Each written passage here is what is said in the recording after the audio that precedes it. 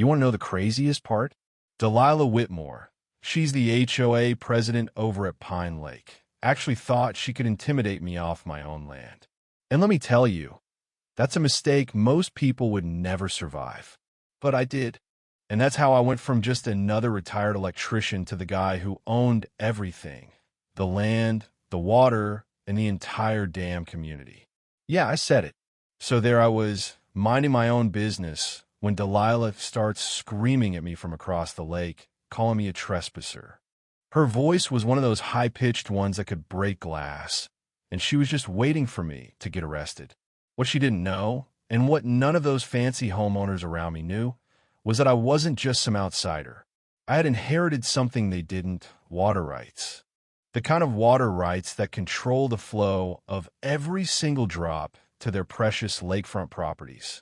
They all thought I was a nobody, but I wasn't. Let me take you back a few months. I'm Rex Thornton, 52, retired from electrical work, just trying to get by. My wife, Clara, passed away the year before, and that's when the estate auction notice showed up.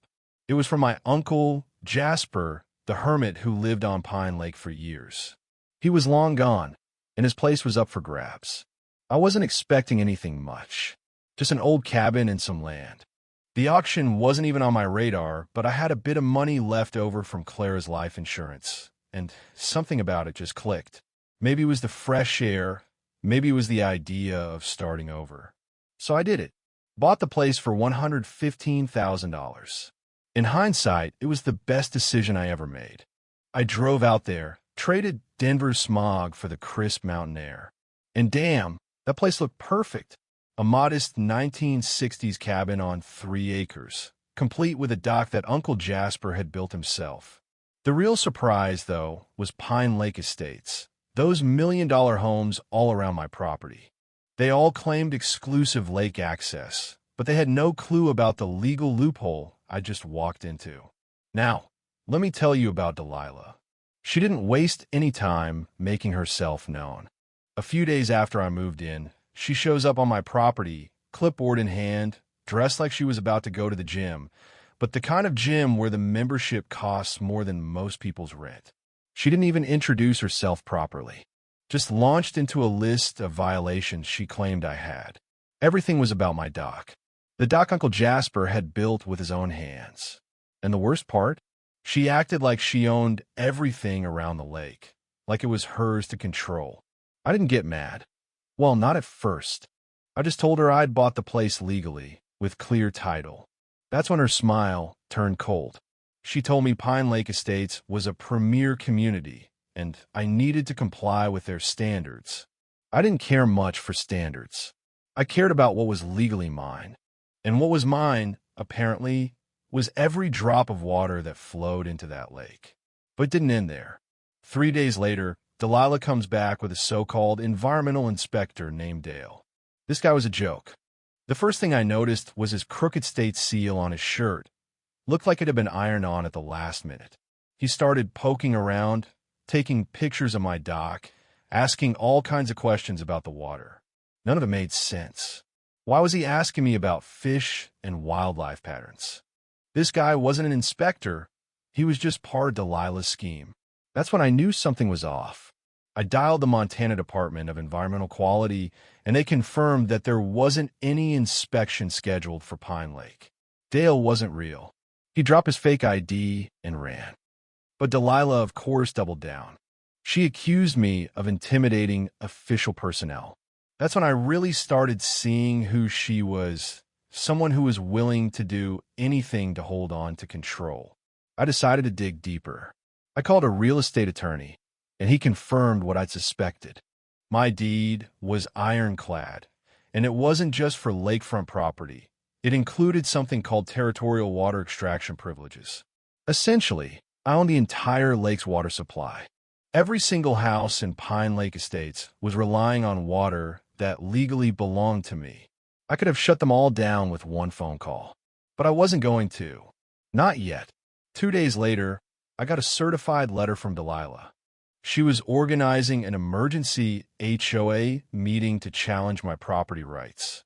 She wanted me to sell my water access back to the community. The letter was full of threats, but I wasn't worried. I had something up my sleeve. I called Garrett Flynn, a local surveyor and part-time fishing guide. He knew the area, and he knew what these water rights meant. After looking over my deed and the survey maps, he confirmed that I controlled the entire water system. Pine Lake Estates had been built without securing water rights. They'd been stealing my water for decades. Then Delilah tried to buy me off. She offered me $75,000 cash to walk away from the property. I didn't take her offer. Instead, I decided to fight back. I met with Garrett and Maya Blackstone, an attorney who specialized in property rights. We built a case that would expose everything Delilah had done. She had been embezzling HOA funds, running fake inspections, and bullying homeowners into selling their properties for far less than they were worth. Delilah wasn't done, though. She escalated the harassment. I woke up one morning to find my dock sabotaged, ropes cut, posts loosened, and messages spray-painted on the cedar. But Garrett was ready. He set up trail cameras around my property, and we caught the vandalism on tape. Turns out it was Delilah's son, Bradley, getting paid to ruin my dock. That was it. I had all the proof I needed. I confronted Bradley at a local coffee shop. He broke down, admitting that Delilah had been running this scam for years. She had been using HOA money to intimidate other homeowners into selling, while she pocketed the profits. I had everything: vandalism, embezzlement, and fraud. But I wasn't going to stop there. The day of the HOA meeting arrived, and Delilah had no idea what was coming. She stood at the front, giving her usual performance, painting me as a threat to the community. But when I stood up and revealed the 1887 territorial deed, everything changed. I showed the homeowners that I owned their water supply. The truth was undeniable. Maya confirmed it.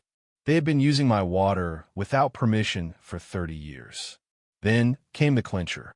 I pulled out the evidence of Delilah's crimes, her bribery attempt, the vandalism by her son, and her embezzlement of HOA funds.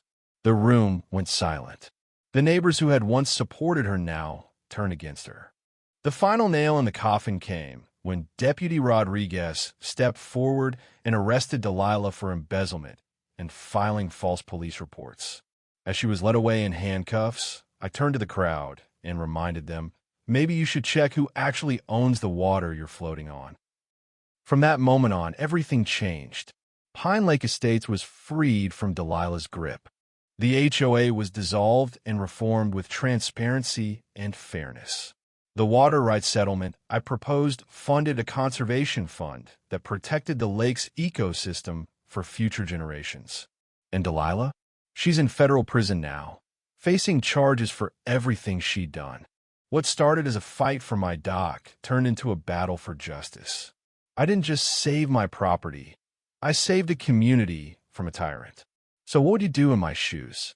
And hey, if you've got any HOA horror stories, drop them in the comments below.